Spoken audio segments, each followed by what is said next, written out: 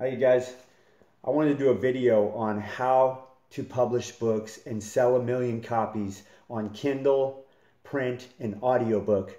It's my best-selling book right now.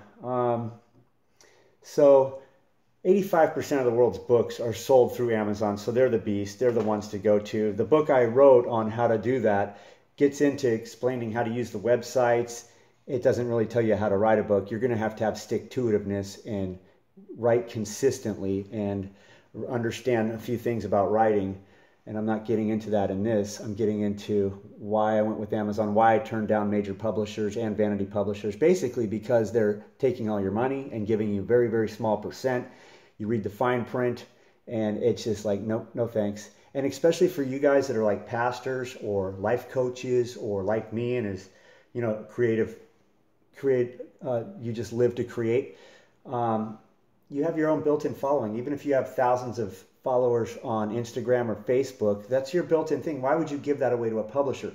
But first, let me tell you, if you are considering a vanity publisher or a publisher, you want to get a lot of mileage out of giving them, a big percentage of the royalties. So what you do is you type in the author's name and you type it into Amazon and you go look at the bestseller rankings.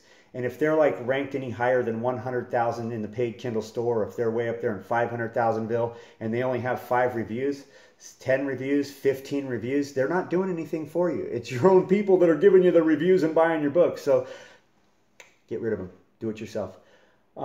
So back to the publishing. I turned down major publishers. This book right here was related like the movie Traffic, one of the best drug war movies by Steven Soderbergh. Other people said it should be a screenplay. I dug really deep into the drug war and prison life, and the book did not sell. I mean, I'm looking at it going like, what they said, it's good, and I'm banging my chest like, look at this, turn it into a movie.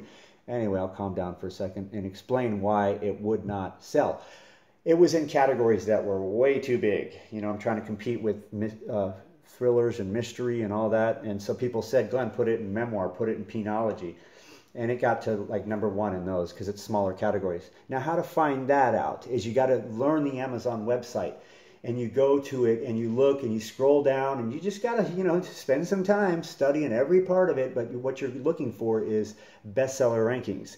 How's it selling? And then you look at it and you measure that up with categories. So if the book is selling off the hook, and off the hook is like 5,000 in the paid Kindle store up to about 25,000 in the paid Kindle store, that thing's selling like 20 to 25 times a day at those kinds of rankings, especially closer to 5,000 in the paid Kindle store or any other, print or whatever. And then you look at the categories, and if it's like selling that much and it's like still only ranked like in the top 50, top 100, that means that category is very busy. So what you want to do is you want to find categories that aren't so busy, that are like a little bit more off the beaten trail. Let's say that you're a pastor. You put it in stuff like Old Testament or prophets or any of that stuff and you see if it's a little lower traffic, and your book will stand out more. So I'm telling this to you guys, just in case any of my pastors are disheartened that their book isn't selling, because I've read Pastor Kelly's and Pastor Moore's books, and they're amazing, amazing books. And so I'm hoping that they're selling really well.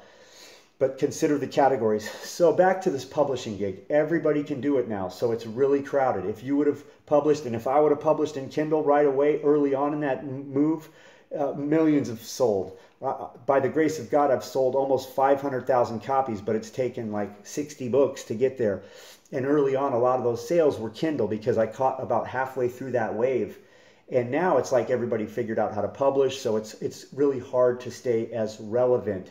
But audiobooks are the new medium. Everybody's listening to them. They're putting their headphones on and they're going to mow the lawn, or they're working out at the gym, and their self-help's a hot one.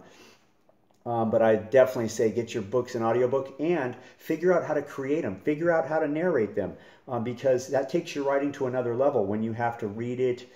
So yeah, so this book that I wrote, How to Publish Books and Sell 1 million Copies, it gets into all the details. I give it away. If you just ask me for it in Kindle, I will pay for it myself because I get about most of that back anyway. But it's 99 cents, or print or audiobook. So yeah, I figured it was time to let you guys know. Oh, okay, as far as marketing, do not waste any money marketing. Please do not. I did. Facebook sucks for marketing. They just take your money. And why would you spend money to market something that costs so little? if you're going to use Facebook, use it to sell something that costs a couple $100, okay? Because the amount of money you spend per click, just like the publishers, don't do it. Let's see. Other than that, just be kind of consistent. Basically, as far as marketing goes, all it did was get me on TV as, you know, an expert on the drug war in prisons. It really didn't translate into much sales.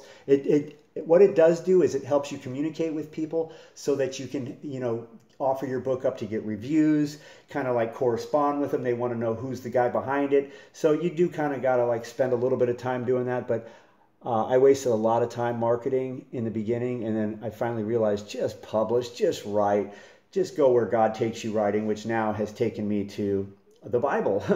Imagine that. I love the Bible. There's nothing more important to me than the Bible these days.